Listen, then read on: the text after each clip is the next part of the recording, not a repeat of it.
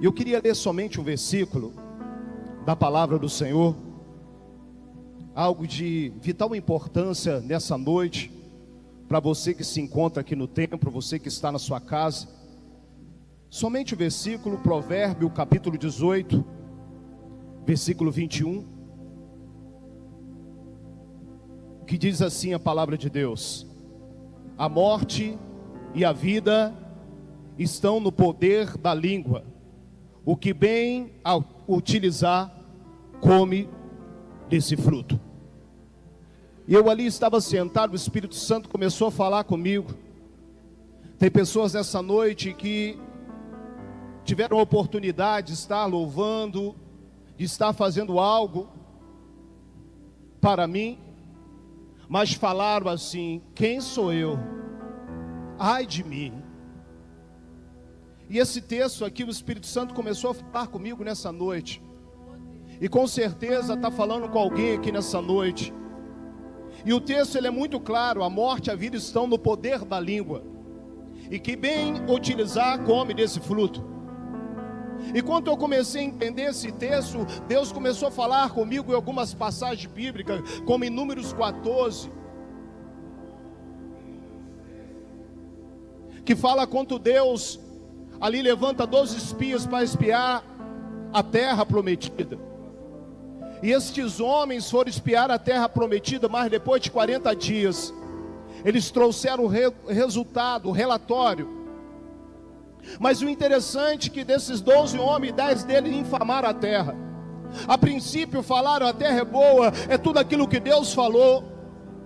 Trouxeram novidade daquele lugar, mas naquele momento eles começaram a ver os defeitos daquele lugar. Ali há povos, ali habitações, gente forte, gigantes, e nós somos nossos olhos como gafanhotos. E a Bíblia diz no capítulo 14 de Números, verso 1, que o povo chorou, o povo começou a se levantar por causa das palavras. E ali eles quiseram apedrejar Moisés, Arão, e Deus teve que descer com a glória dele ali naquele lugar, porque a palavra tem poder. E eu vi um testemunho uma vez de um homem falando de um acontecimento que aconteceu em São Paulo. Uma mulher que vivia em crise, em depressão, que vivia falando: eu vou se matar, eu não aguento mais. E anos ela falando desta forma. E o marido não acreditava e falava: se mata, se enforca, faz isso. Porque já tinha se passado 1 ano e pouco, e ele não acreditava que aquilo poderia acontecer. Porque a morte e a vida está no poder da língua. E um dia ele falou: se mata.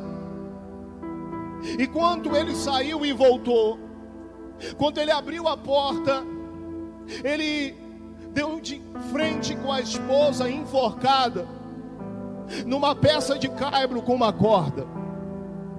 E numa certa situação eu vi um outro testemunho de um pastor que teve uma ovelha, e o sonho do filho dela era ser um policial.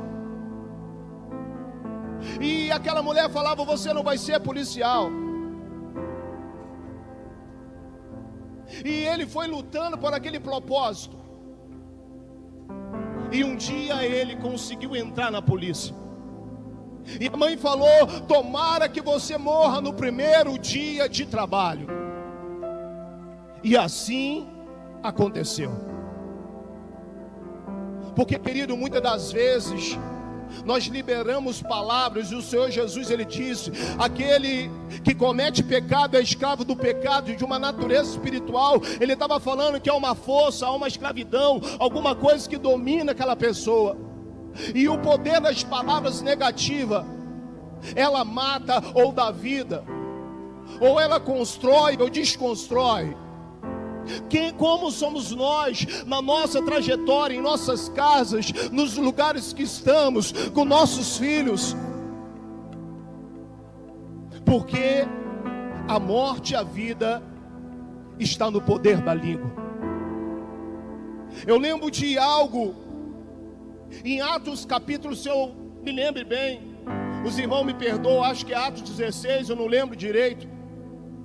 Mas fala daquele texto de Paulo e Silas, eu não tenho certeza se está aí, mas esse texto me faz pensar também.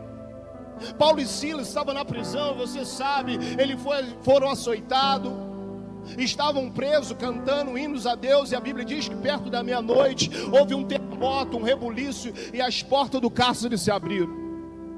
Mas a Bíblia vai nos dizer que o carcereiro estava dormindo, e quando ele acordou, ele observou que os cárceres estavam abertos, e ele pegou uma espada para se suicidar-se.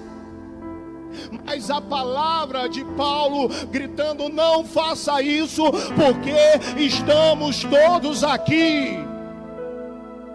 O poder da palavra, porque a Bíblia nos mostra, nos fala através de muitas passagens bíblicas sobre morte física, morte espiritual, de vida física, vida espiritual.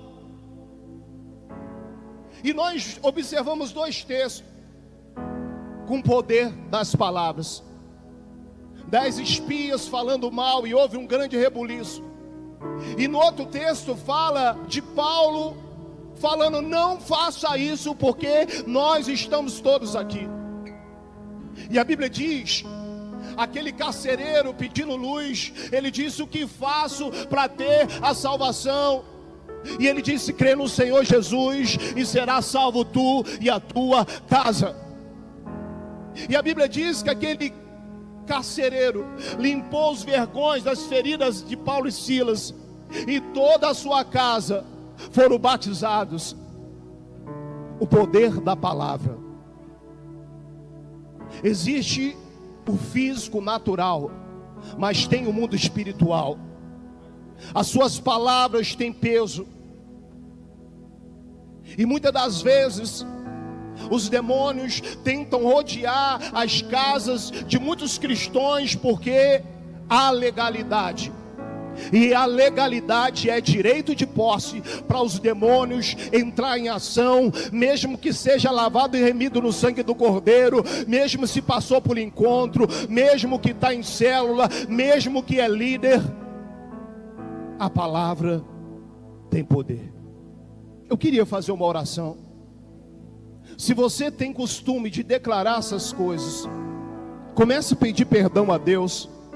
Pede Deus para cancelar essas palavras, porque eu conheço crianças de 14, 15 anos, rebeldes, que incorporam, porque foram muitas palavras, como: você é uma prostituta, você é isso, você é aquilo, vagabundo. São palavras que alimentam os demônios, enfraquecem as pessoas e matam as pessoas.